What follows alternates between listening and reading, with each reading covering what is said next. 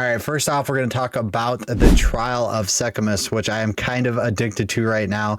The first thing you want to do is make sure you're only using a level 80 coin. That is the only way you get the last flame relic. That is for the Temporalis chess piece, and that is one of the best things you could get in the Trial of Secamus. Next is the relics you want to use. So I'm going to slowly hover these, but what you will notice is I am using a couple things. One, increased quantity of relics dropped. Increased keys. I only need one, and I usually have enough keys. Increased relics again. Movement speed, honor resistance, which is capped at 75%. You can only get up to 75%. Resistance. Honor restored is really good, and these are money. The merchant has 2 additional choices. When you're in the Trial of Chaos, the more merchants you could actually purchase items and make your character very OP and run a lot faster. The goal is to run the Trial of Chaos or Secamus as fast as possible because it takes a little bit longer to do, and you want to maximize your farming of this trial. So resistance, again, merchant choices, very good. Increased honor restored, quantity of relics. So if you get to 100% increased quantity of relics, you will get 2 unique relics from end boss in the Trial of Secamus. I usually run about 60, and you could get 30% increased of that 60, which puts it right around, not sure why I got disconnected. 30% of 60 is about 18 more percent. So you're about 78% chance. If you get closer to 100, obviously that's better. I do like the keys dropping because I do enjoy getting a lot of royal chest. I do like getting time loss chest, and I've never got the spectrum chest yet. Also, you can pull divine orbs from the mysterious cache as well, which I've done. And there is a lot of decent rewards doing the Trial of Secamus. All right, next I want to talk about upgrading gems. So you can see here, I have a level 19 from Gem Soul Offering. I haven't used the 20 on it yet, but what I did is I actually corrupted this gem to give me an extra level from corruption with a Valor. So how you do that is you take your uncut skill gem and you pick whatever it is for soul offering. It could be any level. This is level 16. You could do a level 12 if you want. So now I have a level 16. So what I want to do is I want to put 1 lesser jeweler in there because I don't think I'll go over 3. I currently only use 2 on my soul offering right now anyways, but I usually don't go over 3 on soul offering. It's very rare to do that. So you can see it's only level 16. What I want to do is I want to increase the quality. And then after the quality is 20% and you have whatever lesser jeweler orbs, even if you want a greater in there, you could actually veil this and get +1 from corruption. So I hit the veil button and I got -1 from corruption. So that is really bad. So on this one, but this one I did get +1. So basically what you do, say this was +1, you'd put that back in there, you put your gems in there, and then you take your highest level uncut skill gem. So I have a 19. So this is just for an example. I wouldn't obviously do this. And I go to soul offering, and now I could upgrade it to 19. So if I had a 20, I can upgrade that to 21. So when I put this one back in, my soul offering in there, and once I get a level 20 uncut skill gem, I'll put that in there and it will go up to level 21 skill gem, which is really good. And you can do this with any gems. I tend to only do it with gems that don't take a lot of support gems because to get it all the way up to perfect and then corrupt it the wrong way would be really sad, like on Spark or Cast on Critical.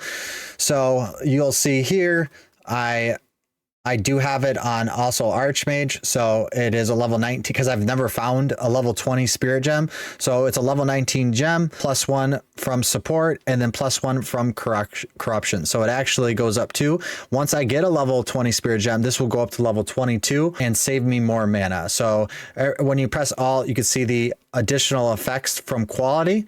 So make sure you always do the quality first. And then once you have a different level, so you could see that this was a level 14, I only get 34 damage, but since this one is now a level 20, it does 39% more spell damage and really buffs my character's damage up when I use it. All right, I want to talk about this omen next. This is the omen of, I'm going to murder this, amelioration, and it costs about 109 exalt, but it could be very useful.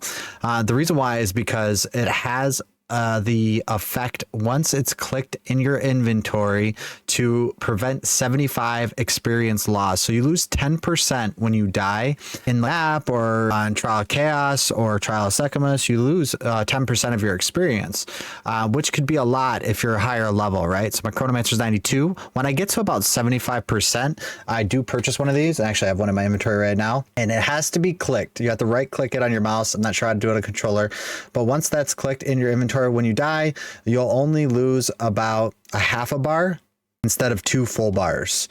So it's very good to keep this in your inventory when you do get to about 75% experience to that next level, so you don't lose as much experience if something happens. All right, let's talk Val Orbs. Val Orbs are a very interesting concept, and I actually think it's really cool in PoE 2. So there's 4 things that could happen when you Val Orb an item. So first thing that could happen is nothing. So you use it, it makes the item corrupted, and now I cannot do anything else besides change out sockets of that item. So the second thing that could happen, it adds a corrupted modifier. So that would mean this item right here says 11 mana gained when block. So you could look and research everything a shield could give, a helm could give. So for instance, obviously the shield could get blocked. No other item could get blocked. A helm could get spirit on there. So you could look up all the possible outcomes that a corrupted modifier can give. There's a lot of websites that have that information. Exile is one of them. You could also get the option once you Val Orb your item to re-roll all the modifiers. So this is a 47% cooldown, and it could re-roll, and it could actually go higher too. There's a percentage higher on each item that it could go. For instance, like I have an Ingenuity belt. This could actually go to 90. So it could increase from 80 to 90 if you Val Orb it. It already is 80, so I haven't Val Orbed it. If I got another 80, I would Val Orb it just to increase my character's progression. So a couple things before you Val Orb, you want to make sure you want to socket everything that it can be socketed, because you don't want to be missing out on a socket. Also, if it has good quality, you could increase the quality of the item too. So this one's not great. So we'll increase the quality, and it goes up, the armor goes up, but you can see the energy shield went up 5. So we got a little armor, that's fine. This one right here has a little bit more energy shield, so boom, went to 70. So that was 100% worth it. People might not buy it if it's not upgraded in terms of the quality, if you're trying to sell the item later. But there are items like the Light Woven Focus that has 24 base energy shield. So if you upgrade that, it goes up to like 28. So is it worth it? I don't think it's worth it. I wouldn't upgrade these and spend the exalt / armor scrap unless you had a ton laying around to do that. So take that in consideration. The reason why I want to veil the items is on these particular items is because I want to increase the cooldown recovery rate over 50% on this shield. That would be really, really good. This one, you'd want to gain a higher percentage of maximum life as energy shield. Both very popular items. Or if you got an extra socket on either of them, that's really good too. So that's kind of reason why we would want to re-roll these as modifiers. So there's a 66% chance that it would go higher, and we shall see. We're going to test these 2 items out right now. So this one went backwards. So it went to 35% cooldown recovery rate from 47, which was actually really bad. We would not want that. So this item is trash now. And this one, that is very good. 34% maximum life is energy shield now. So that's what I'm talking about. So you can see the balance between something good could happen or something bad could happen. Also, you can purchase these. They're pretty expensive. The Omen of Corruption. They're 168. What this does, it eliminates the chance of nothing happening. So something good could happen, something bad could happen, or it could reroll a socket, or just reroll the existing amount. So that's what the Omen of Corruption does. You can't pick these up if you get a really good item and you want to make sure something happens to that item, good or bad. You could definitely use that. All right, let's talk about weapon swap. I get a lot of questions in my videos about weapon swap, and what it actually does allows you to have two separate weapons. You could put a shield in, you could put a scepter, you could put a wand, whatever you want, a focus. But on my weapon swap 2, I have a shield that reduces my cooldown recovery rate. And the reason why I do that is because I want to blink as fast as possible. When I'm just capping through stuff, not fighting mobs, I could blink faster. So you can see how fast the cooldown goes. It shows it up here, the little circle. It doesn't show you the actual time unless I look it up, but you can see it's pretty quick, right? So also I put a scepter, and this is the rattling scepter because I want to have these little minions here that help me out. And how they help me out is I use a thing called soul offering. So before I'm fighting a boss, I'll sacrifice them. And once I sacrifice them, I get this buff for 12 seconds called infusion, and I do more damage. My damage went up to 562k, and then it goes back down to about 338k when I have my cast speed buff on. So 347k. My greater lightning bolt, I have some other things too that have a lot of damage on it as well. So how it looks on the tree is you're going to notice a lot of green, and this just helps your weapon slot 2 now. So everything in green only helps weapon swap 2, and everything in red helps weapon swap 1. I try to keep them even, so I could use 24 points in each, but this is on my current build, which I have a video about this build. This is a Chronomancer Spark Greater Lightning Bolt Comet build, and you can check that out. I'll put the link in the description, but this allows me to just realize more points on the passive skill tree and maximize my character's potential. Also, I have skill duration. That allows my buff to be longer. You see 12 seconds right there. Also, it allows me as a Chronomancer to have a longer time freeze. So you'll see that time freeze duration is 9.2 seconds, but if I don't cast it on weapon swap 2, it goes down to 4.79 seconds. So you want to make sure that you're casting it. And the reason how you could do this is you could put your conductivity and your soul offering on weapon swap 2. So if you look at my conductivity, the box is checked where it says weapon swap 2. Also on my soul offering, the box is only weapon swap 2 as well. I can't even use it on weapon swap 1 anyways because my minions only come up when I have my rattling scepter on.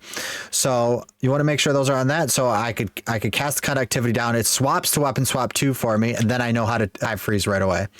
But weapon swap is really cool to mess around with. A lot of abilities get enhanced with utilizing weapon swap 2. You might have some uniques that are actually worth a lot of coin. So what you can do is, we talked about Valing already, and we showed the example of Valor being something. So if you Valorb something and it goes higher than the actual cap on the item, so like it says 50% cooldown recovery rate. If it goes higher than that, it could be worth a lot of money. So I'll give an example. We're going to go to the trade website right here, and we're going to go to the shield that we just looked at. So if you get a high roll, 50 of this, I think it goes for like 10 Exalt, right? So a bunch of cheap ones are on there right now, sitting at 39, whatever. If you get one that actually has a higher roll, you could see this went to 58 because it's corrupted, and it actually is going for 13 divine, which is extremely high. So there are items that are worth a lot of money. The other example is threaded light woven focus. So the highest you could get is 12, and they go for like 5 Exalt, maybe 10 Exalt to actually find one. So 12 spirit, you get about 10 Exalt for it, right? But then you get corrupted, and you get a 15% spell damage per 10 spirit, and it actually goes up to a 25 divine price. That is a huge jump. And then since we did the example earlier in the video, you could get one of these gold helmets that give extra energy shield based on your life. 34% is what I got, and the cap is 30 on the item without being corrupted. So I could sell this for about 45 Exalt, 50 Exalt on some of them. So there is potential to make some extra Exalts divine with corrupting unique items that you don't really care about. So make sure you're taking a look at those and maximizing the potential earnings on these items. All right, and the last thing I want to talk about is endgame progression and the Atlas. I think that the most important things you could do when you reach endgame is start completing your Atlas, because it makes the mapping experience much better, more lucrative, more currency, more rares, more items, more drops. So I started off by making sure that I had my breach done first. This is how I am having my breach ran, which is pretty good for loot, I think, how I have it set up. This is my regular Atlas map, so if you guys want to take a look at that, what I go for is quantity, lots of quantity, all quantity stuff. Also try to find more tablets, because tablets with high quantity is really good for your towers, which is really important. This is how I have that set up. And then the Delirium Simulacrum is so important, especially once you get to this node right here.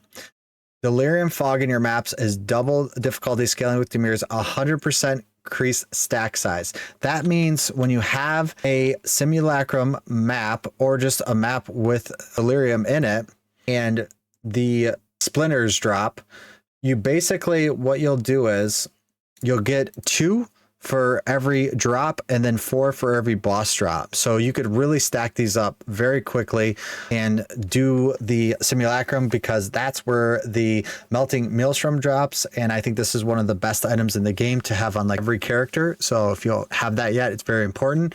And then you'll get a bunch of the delirium material, which this is what you use to, you basically right click this and you put a map in here, and it makes it into a delirious map. The nice thing too is when you upgrade your maps, they'll actually drop with delirious on them. So you can see that there's a lot of 32, 27, but you could get like 55 delirious. That just means more splinters are going to drop, where it says 55, 22, 27, 45. So that's how you increase the splinter drop of simulacrum, and it is very important. I think the Atlas is huge, and you should be trying to complete this as soon as possible. I'm super unlucky with the expedition boss. I've never seen him. I've probably ran 20 expeditions, and I've never seen the expedition boss, and then I've only ran one king. It is so hard to get this guy too. Hopefully they change that in a future update, but that one gave me this, so I can't be too mad. So that is it. But that is it for the tips that I've learned. I'm sure there's plenty more, but I don't want to make the video out, 3 hours. So please, if you haven't already, make sure to like and subscribe, and I will see you in the next video. Thank you.